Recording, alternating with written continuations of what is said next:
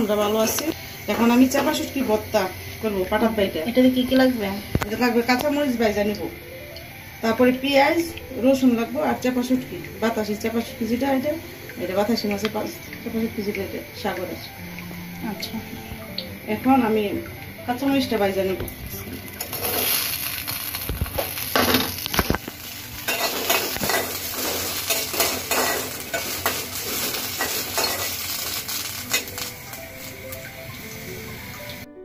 এখন আমি রসুনটা দিয়ে দিচ্ছি, রসুনটা একটু ভাজা নিব।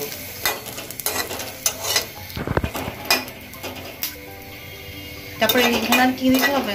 রসুনটা ভাজা নিতে, তারপর চাপা শুটকিটা ভাজা নিব। আর পেঁয়াজ কি করবেন? পেঁয়াজ কাঁচাই দিব।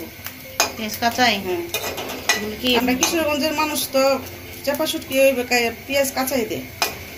এগুলো কি ব্লেন্ডার করতে হবে নাকি? না না, শিলপাটা বাইটা নিব, বেটে তারপরে এই ভর্তাটা করতে হয় না?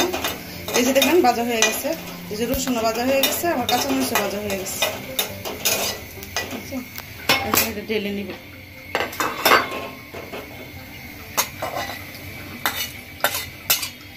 এখন আমার চাপা শুটকি দিয়ে দিব, চাপা শুটকিটা একটু ভাজা নিব।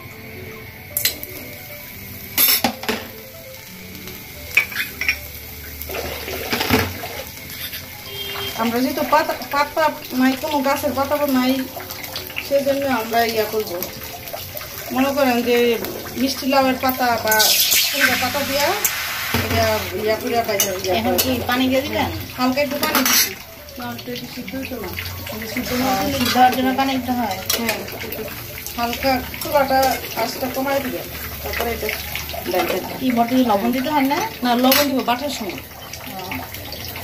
এই যে এখন পানিটা শুকাই গেছে,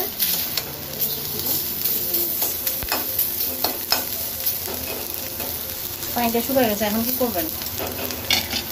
এখন পাটা বাইটা নিব। এখন কি করতেছেন? এখন এই যে পাটা বাইটা নিতেছি। কি কি বাটতেছেন প্রথমে? এই যে রসুন আর কাঁচামরিচ যেটা ভাজলাম, এই কাঁচামরিচের রসুন বাইটা নিতেছি, সাথে একটু লবণ দিলাম। লবণ এখানে এইভাবে দিতেছেন কেন? লবণ তো বাটার মধ্যে দিতে হয়। এই টেস্ট পারে নাকি? টেস্ট বা লবণ ছাড়া কোনো কিছু টেস্ট আছে? সব কিছু টেস্ট হতে লবণ। এখন মরিচটা রসুনটা বাটা হয়ে গেছে, দিলাম পেঁয়াজ আর চাপা শুটকি। এর আগে হয়েছে মরিচ আর রসুন আর এর সাথে লবণ দিয়ে বাটাটা হয়ে গেছে। এখন পেঁয়াজ দিলাম আর দিলাম চাপা শুটকিটা দিয়া, তারপরে বাইটা নিব। বাইটা নেওয়ার পর কি সবগুলো মিক্স করতে হবে? হ্যাঁ, সবগুলো মিক্স করবো। সবগুলি মানে এগুলি সবগুলো একসাথে মিক্সড করলেই কি চাপার ভর্তা হয়ে যাবে না? হ্যাঁ, প্রথম একটা বাটা দেওয়ার পরে এখন দ্বিতীয় বাটা দিতেছি মিহি হওয়ার জন্য। হ্যাঁ, মিক্সড করছি সবকিছু একসাথে যাতে মিহি হয়, মিহি হয় না? কিন্তু আপনারা চাইলে আপনারা শুকনা লাল মরিচ দিয়েও করতে পারেন, আবার কাঁচামরিচ দিয়েও করা যায়। কিন্তু কাঁচামরিচটা খাইলে কি পেটের জন্য ভালো হয়, খারাপ হয় না। আমরা শুকনো মরিচ তো খাই না, তো সেই জন্য আমরা কাঁচা শুকনো মরিচটা খুব কম ব্যবহার করি, শুধু মাংসের মধ্যে শুকনো মরিচ ব্যবহার করি। এখন আমার হয়ে গেছে চাপা শুটকির ভর্তা।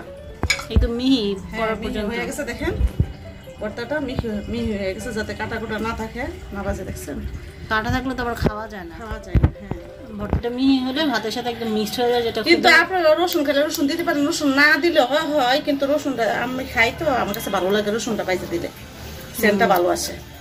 রসুন না হলে চাপার ভর্তা মজা নেই। হ্যাঁ, রসুন না হলে চাপার, এটা হচ্ছে বাটা ভর্তা। বাটা ভর্তাটা একটু রসুন দিলে ভালো লাগে, কিন্তু অনেকে রসুন খাইতেছে না, পছন্দ করে না। এর সাথে এই চাপা শুটকি ভর্তার সাথে একটু লেবু কাটা নিবেন, দেখবেন গরম গরম ভাতের সাথে খুব ভালো লাগবে।